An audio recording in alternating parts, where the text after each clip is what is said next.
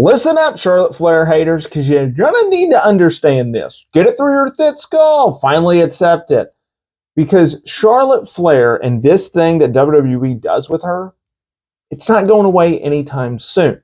All right, now let's get back to more reality. Now, Charlotte Flair is primed, positioned, ready to go to headline potentially WrestleMania 41 this April in Las Vegas. After returning at the Women's Royal Rumble match and a big fanfare, a big criticism, a big backlash, obviously she won the Women's Royal Rumble match. I think it was a pretty foregone conclusion that was going to happen. Like, it's not a shocker, it's not an outrageous moment, yet a lot of fans are. Now, look, this is coming from a guy, I'm not the biggest Charlotte Flair fan in the world, okay?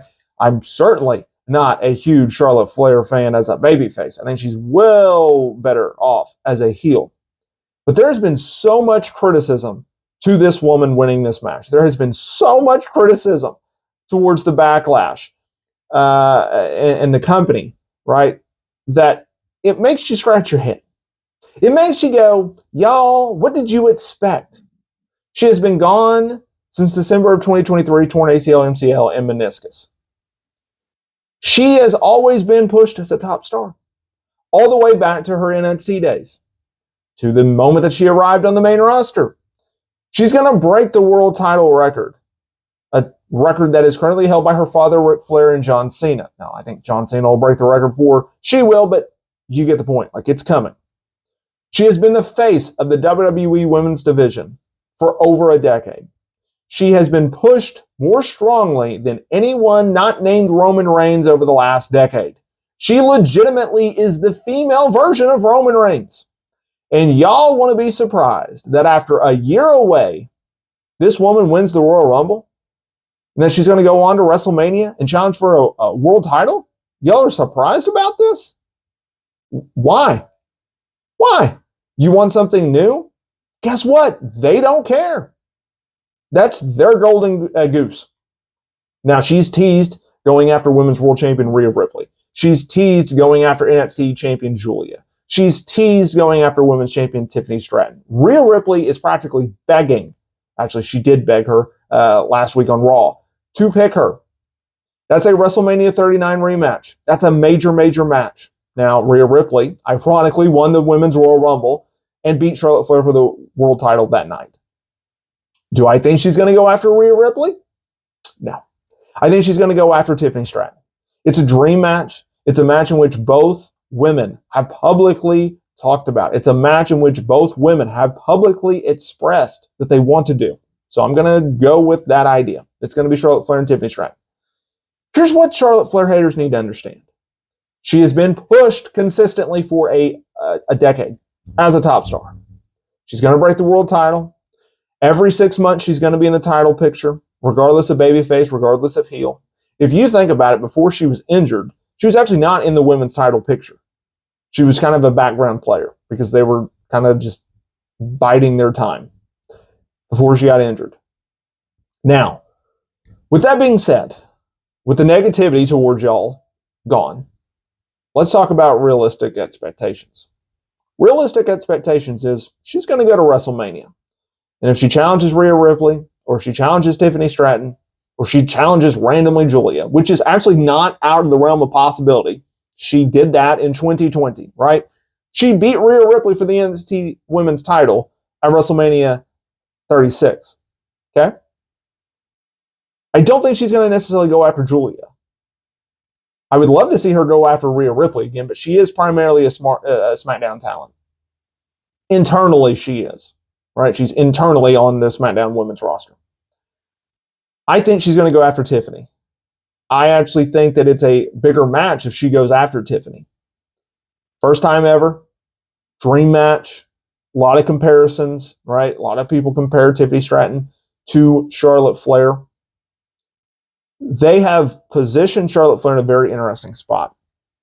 So when Charlotte Flair returned at the Royal Rumble, she had done so a few weeks after the hype had began for her.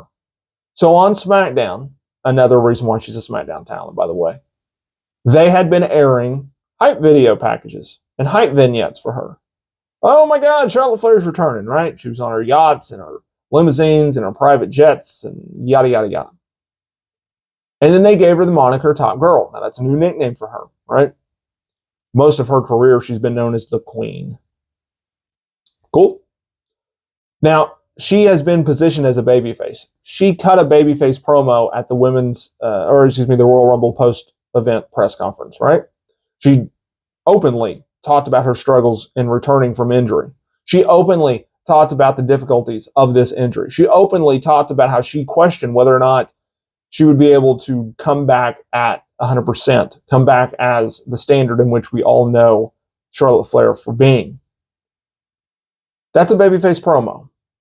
And when I saw that, I was a little worried because I'm not a big fan of Charlotte Flair as a babyface. She comes across as much more of a heel. She's more of a natural heel than anything, right? I'm sure she's a nice woman, but like, just optically, she is not very likable. That's fine. Some people are, some people aren't. But when you're not visually, optically looked at as like a typical white meat babyface, might want to be a heel, right?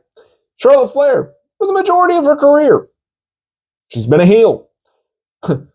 Why not book her as a heel? Well, so I think Dr. Chris Featherstone actually first reported it, and I think it's been later confirmed, that the idea is, you know what? Let's lean into the whole heel turn thing. Let's lean into her strengths. We know that Tiffany Stratton's a heel, and we know that the dynamics of the feud, the lead up, the hype, even the match, it's going to be a little different because heel versus heel is not very good. Babyface versus babyface is a little bit better, right? Because they just go out there and they just work their tails off and have like a banger of a match. With heels, you're consistently trying to get heat from the fans and sympathy for the babyface. Well, you can't really do that with a heel, right? Unless you're going to do like a double turn or something like that. It's a little difficult. So I'm glad to see that they're leaning into Charlotte Flair as a heel. And as weird as it will be, both in the lead up, both in the match, I think it's going to be better that Charlotte Flair is a heel rather than a babyface. Play into her strengths. That's what I would say.